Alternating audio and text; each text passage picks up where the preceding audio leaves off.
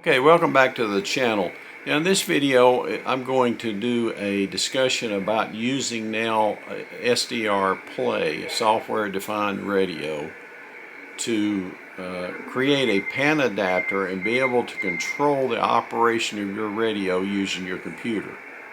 Now I did an earlier video and I told you I would do a series of these using SDRPlay. In the previous video I showed you how to use a software-defined radio as a receive-only function. So for those of you that might be interested in only listening and not transmitting, in other words, you don't have your ham license and you're not interested in transmitting, but you'd like to receive only, that earlier video went through a process of describing how you could buy a software-defined radio, install it on your computer, and use it as a receive-only function.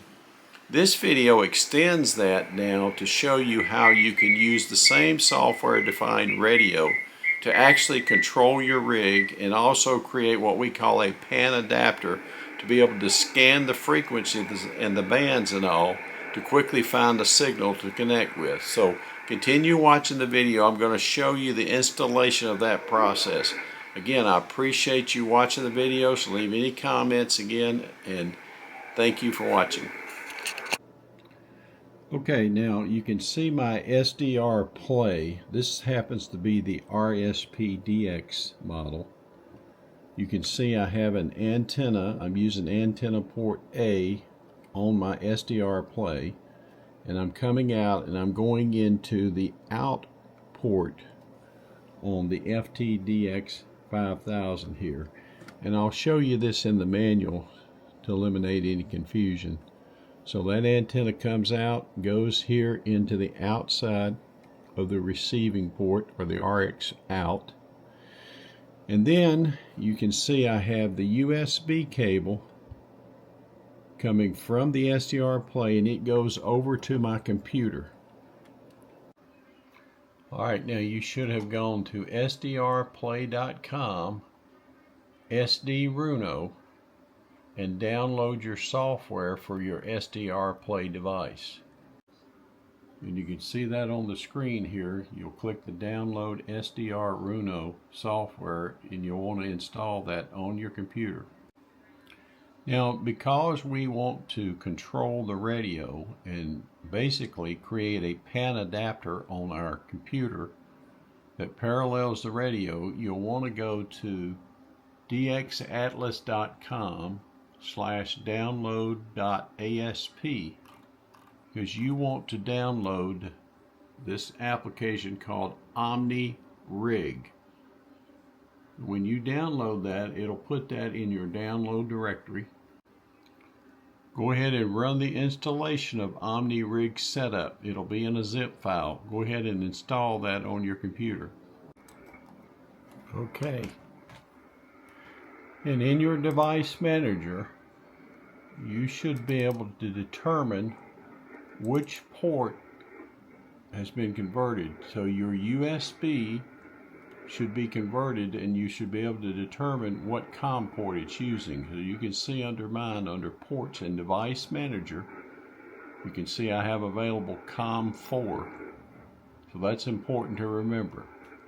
Alright, so knowing that I have COM4, go to your OmniRig software that you downloaded and installed and configure it. And let's pull that up. Alright, you can have up to 2 rigs. I'm using rig 1. I'm showing it as an FTDX 5000 COM4. I set the baud rate. The rest of this I left as default. So I've established now this is a 5000. It's using COM4. 38.4 is parallel, the same as what I have established in my radio menu system. So I'll click OK. Now we're ready to open SDRuno again. We're going to open it.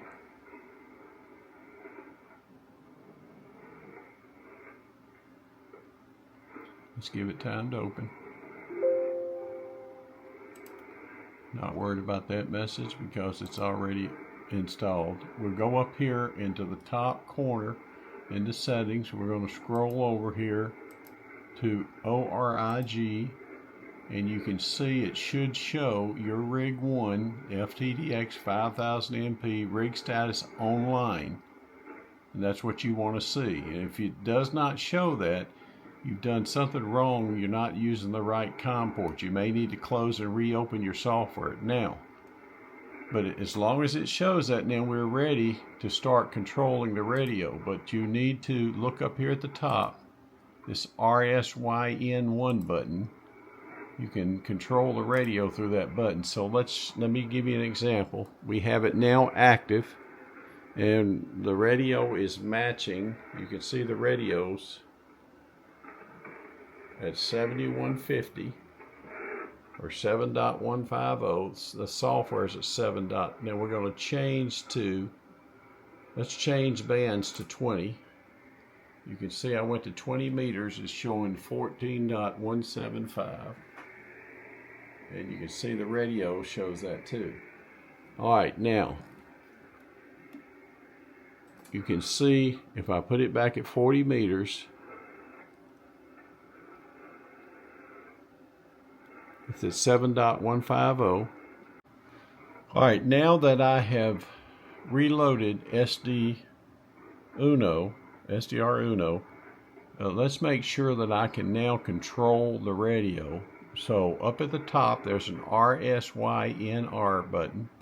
We're going to click that on, and we're going to change bands. Now I'm at showing 7.150 on the screen, and I'm showing the same on my radio.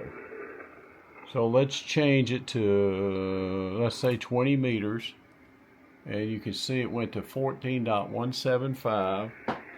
It's 14.175. So we know now that we're able to control the radio through the software. Now we want to establish the Panadapter below. So what we need to do is we need to hit the play button, which turns on the SDRPlay, and now the Panadapter is displaying on our computer. So we can easily find activity by just simply moving this here. And as we're moving the frequency, it's moving on the radio. So you can easily identify activity here. Alright, so let me turn the volume down a little bit.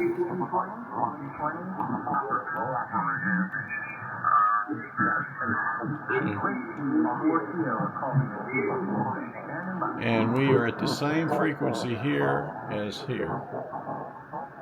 Now the beauty of SDRPlay, SDR Uno is that you can click off RSYN1 here, which releases control of the radio, and you can scale around here looking for signals without changing the frequency on the radio. So you can go back and forth sort of as a search or hunt function. And if you find then a particular frequency where there's activity you're interested in, then you can hit that RSYN button and the radio will go immediately to that frequency.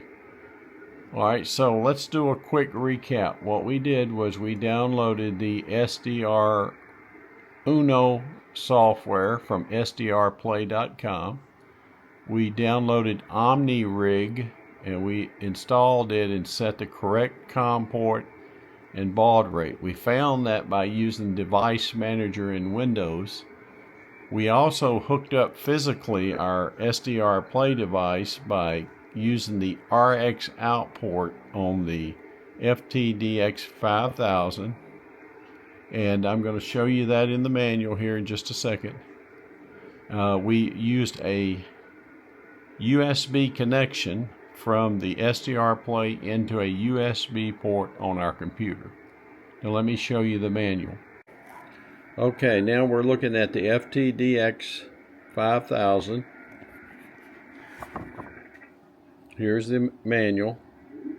And you can see item number 3 is showing an out port. And if you look down here and you look at the description, it says RX antenna in jack.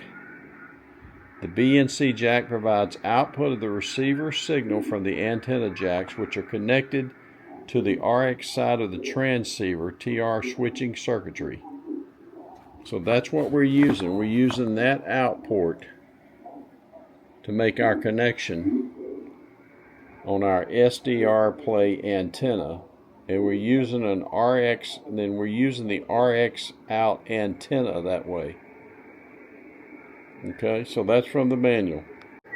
So since the SDRPlay is using the RX output, you can see I have an RX antenna connected, a separate antenna that I'm using specifically for a receive antenna, and it's being used by the SDRPlay. And from the front of the radio, you can see there's an RX antenna button, and you can see and you can hear the change. But what I essentially am doing is I am using one receive antenna and I'm transmitting on a different antenna. So we're talking on the receive side. Since I plugged in a RX antenna on that receive port back there, I can use this button to toggle back and forth. Now, if I toggle it off, the same transmit antenna would be used for a receive antenna.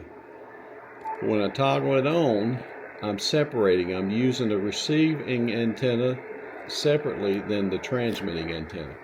And my transmitting antenna is selected over here on another device. So that's how you set up SDR Uno, obtained from SDRplay.com, to control your FTDX 5000 rig. Hopefully this has been helpful. Feel free to leave any comments or questions and all. Thank you for coming to the channel. Subscribe if you like.